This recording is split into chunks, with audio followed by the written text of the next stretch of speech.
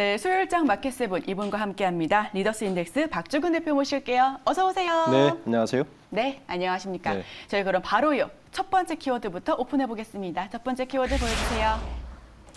원전 관련주가 윤석열 대통령의 세일즈 기대감에 상승세를 보였습니다. 첫 해외 순방 일정으로 유럽 각국 정상들과 만나는 자리에서 원전 수출을 논의할 예정이라고 하는데요. 그래서 마켓세븐에서 저희 원전 테마주를 중심으로 멀티플 20 이내, 즉 저평가되어 있는 종목 위주로 그리고 또 증권사의 투자 의견이 매수인 종목, 또 여기 수급이 좋은 종목들을 한번 꼽아봤습니다. 지금 화면으로 한번 살펴보시면 좋을 것 같은데요. 네, 지금 보여주시는 게 저희 팀에서 저희 제작진에서 뽑은 원전 탑픽 종목들입니다. 앞에 종목명 있고요. 투자 의견이 일제히 매수 의견 사인 보내준 그런 종목들, 그리고 투자 주체가 강하게 이렇게 수급이 들어오는 종목들, 멀티플은 20 이내로 저평가되어 있는 종목들 위주로 가지고 왔는데, 이 중에서 대표님께서 한번 보실 때 주목해 보면 좋을 만한 원전 기업이 있으셨는지 한번 여쭤보겠습니다. 네, 우선 원전이란 말이 굉장히 오래전부터 나왔어요. 정권 바뀌기 때부터. 지금 상황은 윤석열 정부가 들어섰다고 원전이 뜨는 거와 지금 현재의 경제적 상황은 좀 다르게 봐야 될 것 같아요. 아, 네네.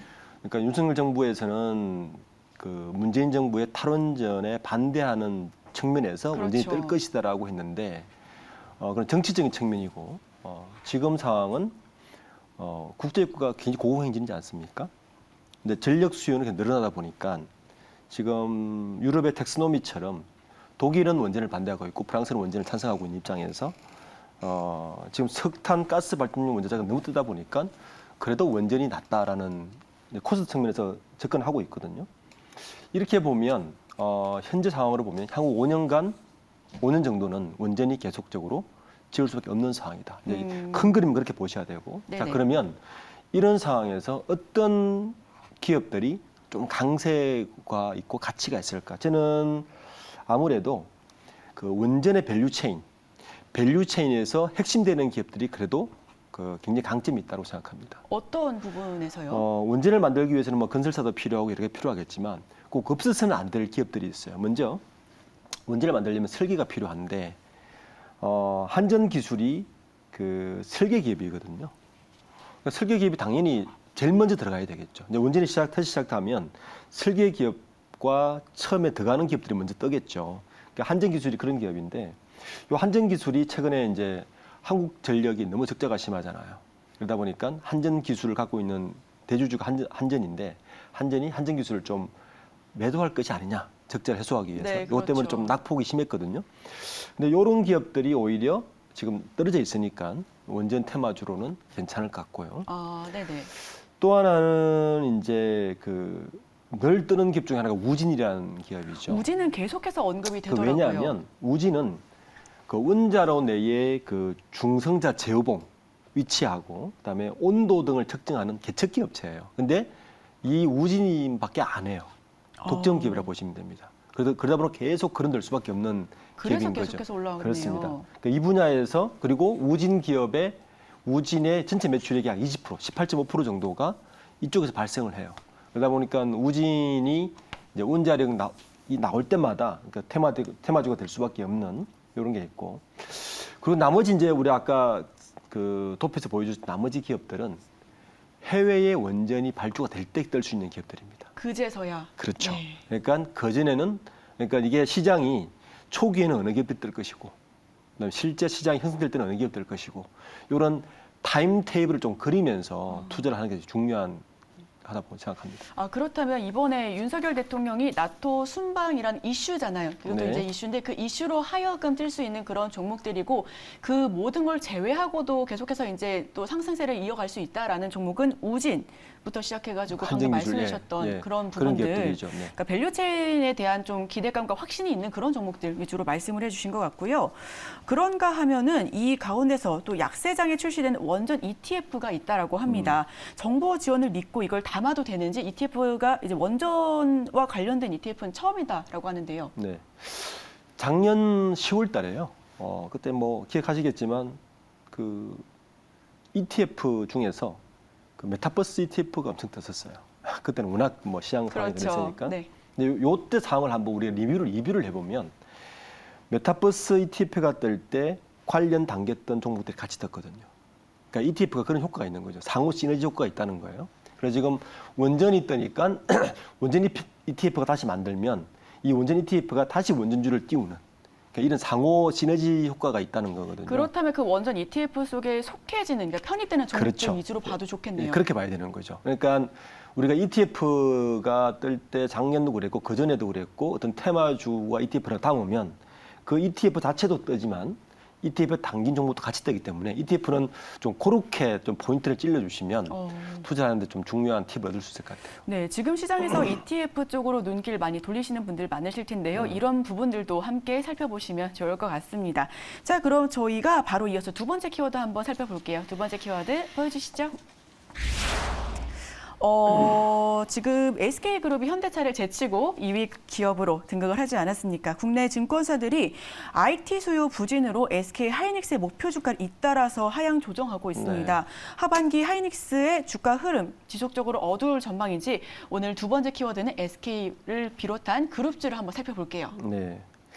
우선 뭐 대장주를 봐야 되겠죠. SK하이닉스를 봐야 그렇죠. 되겠죠. 뭐 삼성전자의 흐름과 뭐 비슷하다고 봐야 되는데 근데 큰 시장의 흐름과 실제 수요 흐름 좀 두 개를 좀 분리해서 판단하는 게 좀 좋을 것 같아요. 우선 상반기까지의 대부분의 주가의 흐름들은 외국인 매도세 그리고 전체 시장 상황에 대한 금리 인상 뭐 이런 것이 주도를 했다고 보면 하반기의 반도체의 핵심은 이 수요 곡선이 핵심이 될 것 같아요. 네. 일부 이제 반영되기 시작했는데. SK하이닉스는 삼성전자는 파운드리가 일부 있지만 SK하이닉스는 이제 메모리가 대부분이기 때문에 메모리의 가장 큰 수요는 뭐냐면 서버용 메모리입니다. 그리고 PC, 모바일 쪽은 한 14%밖에 되지 않아요. 그러니까 서버용 메모리 시장이 한 34%, 5%좀 되거든요. 가장 큰 시장인데 문제는 이 서버용 메모리의 주요 거래처가 구글, 페이스북, 우리 소위 말하는 빵이라는 기업들인데 코로나 시국에서는 이 기업들이 굉장히 그 사람들이 그 언택트 이코노미가 되면서 그 수요가 폭발적으로 늘어나서 사실은 반도체 메모리가 굉장히 덕을 많이 봤는데 지금 상황에서는 그게 역전 반대 현상이 일어나고 있는 것 같아요. 그렇죠. 네, 그렇기 때문에 이 서버용 메모리가 사실은 수요도 가장 크고 수익률도 가장 좋습니다. 고가 네네. 메모리이기 때문에 이 시장이 이 시장이 조금 꺼져가는 것에 대해서 굉장히 우려를 표하고 있고 그것이 현재 주가로 일부 반영되고 있는 것이 지금 현상이고요. 문제는 그 다음에 호재거리에 대한 공백 상태가 좀 계속되고 있는 것 같아요. 지금 뚜렷한 호재가 없는 것 같습니다. 그렇습니다. 네.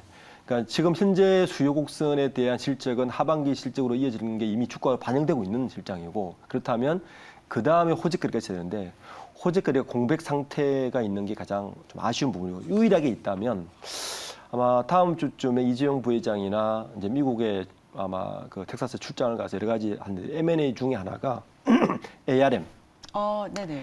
ARM을 인수하는데 하이닉스는 계속 문을 두드리고 있고 삼성전자와 어떻게 합종연행해서 인수를 한다면 그것은 약간 또 다른 그러니까 반도체의 밸류체인에서 우리가 지금까지는 열심히 매니팩처링을 만든 게 핵심이었다면 그 전 단계 설계 단계까지 우리가 확장할 수 있다면 이거는 또 다른 또 호재거리가 돼서 이런 부분은 좀 주위에서 한번 관심 있게 볼 만은 할 것 같습니다. 네, 관심 있게 지켜볼 만하지만 방금 말씀해 주신 부분으로 생각하면 일전에 그 원전 말씀해 주셨을 때처럼 이슈로 그냥 잠깐 이제 들어올 뿐이지 네. 계속해서 이제 하반기를 이끌어갈 모멘텀은 없다라는 그렇습니다. 그런 말씀으로 풀이가 될 것 같고요. 그런가 하면 대표적인 경기 방어주로 꼽히고 있는 통신주 SK텔레콤이 호재를 안고 있죠. 네. 이제 서울시와 함께하는 차세대 지능형 교통 시스템 적용 지역을 또 확대했다라는 기사를 어제 봤는데 차량과 도로 등 각종 교통 인프라 등을 이제 5G 이동 통신으로 연결해서 교통 안전과 효율을 높이는 그런 기술을 선보이고 있다라고 합니다. 자율주행 구현에도 필수로도 꼽히고 있는데 이통 3사에서는 하필 SKT의 주가가 가장 흐리다고 해요. 네. 이런 부진한 이유와 2분기 실적은 좀 선반영 약간 좀 선방할 수 있을지 이 부분에 대해서 여쭤보고 싶습니다. 네. 지금 우리나라 통신의 전통적인 마켓 쉐어가 지금 바뀌고 있어요. 어떻게 해요? 원래 우리나라 통신 시장은 5대 3대 2였거든요. SK텔레콤 5, 네. KT 3, 그다음에 LG 플러스 2. 요 지금 그게 구조였는데 역전되어 가고 있나요? 지금 어떻게 바뀌냐면 4대 2대 2로 바뀌고 있어요. 4대 1, 4가 그럼 SK텔레콤. 아직은요. 네, 그러니까 SK텔레콤이 그만큼 줄었다는 얘기예요. 5에서 4로 줄었으니까 이것이 지금 이 구도로 바뀐 지가 최근 올해 들어서 계속 장이 바뀌고 있거든요. 그러다 보니까 SK텔레콤의 주가가 흐릴 수밖에 없는 입장이고, 이제 방금 말씀하신 그 UAM인데 이런 것들이 SK텔레콤이 인적 분할을 통해서 SK스퀘어와 SK텔레콤으로 지금 분할됐지 않습니까? 그게 주가 그러니까 원래 SK텔레콤, SK하이닉스의 주식을 갖고 있었는데 그것이 빠진 것도 일부 영향이 있고, 새로 시작하는 여러 가지 서비스 상황은 실적 반영에는 요원합니다. 굉장히 호재거리죠. 네, 그렇죠. 예를 들어서 이미 올해 초부터 SK텔레콤이 미국의 그 조비 애니메이션하고 그다음에 하나 그리고 그다음에 한국기술원고다 이렇게 이런 시스템 만들겠다고 그창에 발표를 했는데 그 실적으로 반영되기까지는 사실 좀 요원한 부분이 있고, 근데 시장 구도는 이렇게 바뀌고 있으니까 주가가 흐를 수밖에 없는 상황인 것 같습니다. 그렇군요. 그런 가운데서 가장 밝게 웃고 있는 거는 또 SK이노베이션이 아닌가 싶습니다. SK그룹주 중에서는요. 국제 유가 하락에도 국제 휘발유 그리고 경유 가격이 높은 가격을 또 이어가면서 정제 마진이 사상 최대치를 기록했다라는 소식에 어제 S-오일과 SK이노베이션 등 정유사가 좀 강세를 보였습니다. 네. SK이노베이션 하반기 내내 좀 상승 랠리가 이어질지 아니면은 정치권에서는 횡재세라는 이야기가 또 나오고 있지 않습니까? 이런 리스크에 한풀 꺾일지 이 부분에 대한 리뷰 부탁드릴게요. 예, 요즘 정유사들이 웃고 싶은데 웃지 못하는 상황이죠. 그러니까요. 이게 그 정제 마진이요. 3월 달에 배럴당 13.8달러였어요. 그리고 5월 되더니 이게 24달러 되더니 지금 29.5달러가 올라갔어요. 네네. 30달러는 분명히 넘을 것 같은데 너무 이제 이게 정제 마진이 많다 보니까 정부에서 또 마진을 줄이라고 이제 압박하는데 사실 뭐 자유자본시장에서 불가능한 일을 지금 정부에서 하고 있는 것 같은데 이게 호재거리긴 하지만 저게 결코 이제 가격이라는 건요 무조건 오른다고 좋은 건 아니거든요. 결국에는 수요가 줄기 때문에 수요 주는 것만큼 매출 줄기 때문에 그 부분도 반영이 많아져야 될 것이고 두 번째는 정부의 압박이 또 하나의 누르는 압박이 될 것인데, 그렇지만 정유 4사 중에서 SK이노베이션 유일하게 SK온과 연결되지 않습니까? 그렇죠. 예, 그건 또 호재거리가 될 수 있습니다. 그러니까 다른 정유 S-오일이나 현대오일뱅크나 GS칼텍스와 달리 GS칼텍스 상장되지 있지 않으니까 달리 SK이노베이션은 정유 마진도 중요하지만 사실은 SK온에 대한 간접 효과도 분명히 보고 그 정유 다른 3사와는 다르게 좀 접근하는 게 필요합니다. 뭐 2차 전지나 배터리 그리고 뭐 그렇습니다. 전기 저건 충전소가 이렇게 한 번씩 올라올 때 같이 이제 영향을 같이, 받을 수 맞습니다. 있는 네. 그런 부분에 있어서는 정말 SK이노베이션 앞으로 계속해서 네. 지켜봐야 할 것 같습니다. 저희 그럼 바로 이어서 세 번째 키워드 열어보겠습니다. 세 번째 보여주세요. 네, 어제 SK바이오사이언스가 개발한 코로나19 백신이 이번 달 안에 최종 허가될 것으로 보인다라는 그런 속보가 나왔습니다. 그런 가운데 셀트리온 같은 경우는요. 임상시험을 중단한다라는 소식도 나왔고요. 셀트리온 삼형제가 동반 약세를 보였던 부분이 바로 이 부분 때문인 것 같은데 백신 승인을 앞둔 SK바이오사이언스와 치료제를 포기한 셀트리온의 방향성 희비가 좀 엇갈리고 있는 부분인데 셀트리온 갑작스럽게 개발을 중단한 이유가 뭘까요? 코스트 때문이죠. 네. 그리고 시장이 작아졌죠. 이제 엔데믹 상황이다 보니까 굳이 할 필요가 없다. 우리가 그러니까 이런 거예요. 셀트리온은 원래 우리가 하던 거 잘하자. 지금 이런 상황입니다. 우리 원래 하던 걸 잘해야 되는데 코로나 상황에서는 사실 효과는 많이 봤습니다. 코로나 상황 때문에 뭐 치료제 개발이나 여러 가지 때문에. 근데 지금은 셀트리온 삼형제를 보는 지금의 핵심 지표는 저는 3사 합병이 사실은 가장 큰 이유고요. 네. 셀트리온 지약, 셀트리온 헬스케어가 합병에 임박했기 때문에 합병으로 인한 주가 압박, 이게 가장 셀트리온을 누리고 있는 가장 큰 요인이고, 셀트리온이 저는 빨리 이런 불확실성을 셀트리온 쪽에서 빨리 해결해 줬으면 좋겠어요. 네. 주주들 위해서라도. 압박이 끝나고 나면 그 다음 호재거리는 좀 있습니다. 어떤 호재거리가 있을까요? 셀트리온은 바이오시밀러 기업이지 않습니까? 바이오시밀러 기업 뭘 봐야 되냐면 특허가 만료되는 제품들을 항상 봐야 돼요. 이거 어제 기사로 계속 네. 나오던데. 그러니까 이게 이제 내년에 사실은 바이오시밀러 중에서 글로벌 매출이 가장 많은 약이 하나 있는데 이게 휴미라거든요. 여기 내년에 특허 만료돼요. 그러니까 이렇게 보시면 돼요. 셀트리온과 그 삼성 바이오사이언스는 그 특허가 만료되는 그것도 대형 메가 약품의 특허가 만료될 때는 얘들에게 호재다. 이렇게 보셔야 돼요. 오히려요. 호재죠. 왜냐하면 특허가 만료되면 만들 수가 있잖아요.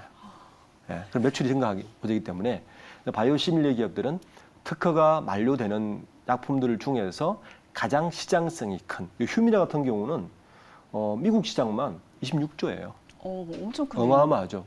그러면 바이오 시밀리로 가게 되면 이게 시장이 반으로 줄더라도 10조 단위의 규모이기 때문에 요런 호재거리를 보는 거. 그러니까 셀트리온 3사를 볼 때는 첫 번째는 합병의 불확실성을 빨리 없애야 된다. 그런 리스크를 빨리 없애야 예, 한다. 이 불확실성 없애주고 원래 얘들이 잘하는 걸 해줘야 된다. 그게 뭐냐? 바이오 시밀리인데 바이오 시밀리 뭘 보느냐? 특허가 만료되는 약품들이 얘들의 지표다.